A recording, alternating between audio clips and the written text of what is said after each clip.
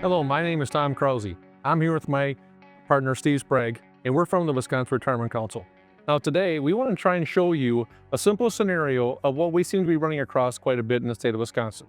Now, we're going to try and talk about a case today with a superintendent married to a teacher, okay? And in that situation, we're going to run across their incomes, their debts, and their assets, and just try and show you the impact on what the tax train is going to do for them and their money in the future.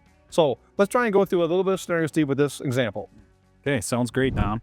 So this is a very common scenario that we see. I'd say we do probably a dozen of these a year. So we've got a John and Jane here. John's 55, Jane's 53. So very common to have a little bit of an age gap there. And then being 55 and 53, what a great time to plan for retirement. So as you can see here, we got income, assets, expenses, liabilities. All right, so this is all pre-populated, kind of on an average. This is not any one client here, but between the two of them, and we can break that out, you can see they've got income of about $210,000. John's making a little bit more as a superintendent, and then of course Jane with the teachers making about $60,000. All right, expenses, they need a little over about $6,500 a month just to kind of meet their bills. Plus, then they'll have some variable expenses, as you can see there. That's gonna be property taxes and mortgage payments. Okay, and then of course, because they are have high incomes, they do have a pretty good sized tax bill at the end of the year. All right, so if we break those back down, as far as assets go, they're going to have about $375,000 between a couple 403bs. You can see them there, John and Jane, $250,000 and $125,000 respectively. And of course, they are putting about $9,000 into between those two accounts in a year. So very common there. You do see the other asset. They do have a home with that small mortgage on it. So that's a pretty great spot to be, I would say. Tom, would you agree? Absolutely. Just a few short years before retirement. So as we know, 57 with 30 years of experience is kind of where you want to be with the pension. So in talking with these clients, they want to retire in about 2028. So if we go out to 2028 here on the timeline, John's going to be 58, so he's kind of blending it. He's going to work that extra year. Jane will go just a little bit early. At that point, and I'm going to go all the way forward. So in 2029, when the first full year of retirement for them, they're going to have about $101,000 just between their two WRS pensions. So I'd say that's a pretty good income. Very good. On a guaranteed basis. So they do need just a little bit more to cover all their expenses. So they're going to take that right out of their investment accounts. They should have close to $500,000 of investments by the time they do retire. So that's a healthy withdrawal rate for them. And of course, their home is getting closer to being paid off. So what I would want to do here now, talking with the client, I'm going to step forward about, say, 10 years, maybe right before they take Social Security. Okay, we want to keep that window open, whether they're going to have a tax problem or not. And that gives us some flexibility if we do need to move any money into tax-free sources. Okay, so 1 year before Social Security, well, look at that nice healthy income, about $117,000 coming from the WRS pension. And they only need about $1,000 a month coming out of their investment accounts to cover all their expenses. At this point, the house is paid off. They've got still over $400,000 in their investment accounts.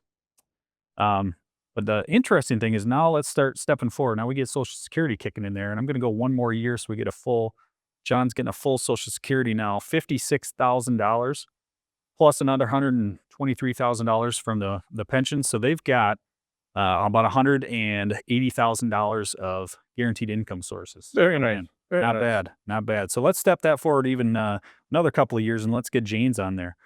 So now they're not even touching their investments. They're 70 and 68 respectively. They've got about $225,000 of income coming in every single year without fail. So they're making more money than they were. Yeah, great problem. Yeah, when they were working. So now their expenses are much lower. They only need $150,000. So you're going to see right here, they've actually, that excess is going to be savings. So you're going to see this filling up this taxable account. So that's going to get pretty large here over time. So the next thing I always want to point out are these RMDs. Okay, so that's 75 years old nowadays. So let's look at the taxes here, Tom. 1 year before RMDs start, they're going to have about $37,000 in taxes. That's just coming from their guaranteed income sources. Let's step forward 1 year, just getting now John's going to have to start taking money out. Look at that, goes to 44 in 1 year. Okay. Now let's see what happens when it goes to Jane. Jane's now got to bring some money out. Now we're up to $50,000, almost $60,000. So $25,000 increase in taxes just because they didn't do any tax planning. Yep. A lot of money, Steve. Yeah, we see this all the time. So how can we quantify that? What does that really look like? Well, we need to step next door here into the tax lab, and we can show you exactly what we can save you. So now here's the very first spot. It's going to be, hey, let's make some conversions to the 12% tax bracket. For them, I would not do this. It would just draw it out way too long. Sure. We want to do this in 3 to 5 years. Right. Okay. And so let's go up one. Watch this number. $614,000 worth of savings. 2% tax rate savings. That's a big deal. A lot of people are just trying to make that extra 1 or 2% in investment returns. Well, that just compounds this problem. Okay, so let's save them taxes instead. Give them a little more legacy to go to the family. And then let's see what this looks like on a graph. Okay, so you can see right here, the blue is the tax conversions. Okay, so you basically have 4 years of tax conversions, and then you have this huge savings on the backside of things. Okay, and that's going to be, every single year they're going to get large savings. Well over $30,000 a year in savings. That's really good. Yeah, doesn't that look great? That looks really good. And the last thing you want to do when you're 75 or 80 years old is worry about paying an extra $20,000 or $30,000 in taxes. Oh, for sure. And another thing is, the more taxes you pay, the higher your Medicare and everything is too, and then more Social Security gets taxed as well. So Correct. many things to think about. So that is a very common scenario for us. Well, that looks awesome, Steve. I'm very glad that our customers can take a look at this and see the numbers. Hopefully, if anybody has any thoughts, questions, or concerns, and they'd like to reach out to us, our website is at the bottom or the phone number is at the bottom, and give us a call. Thank you for watching.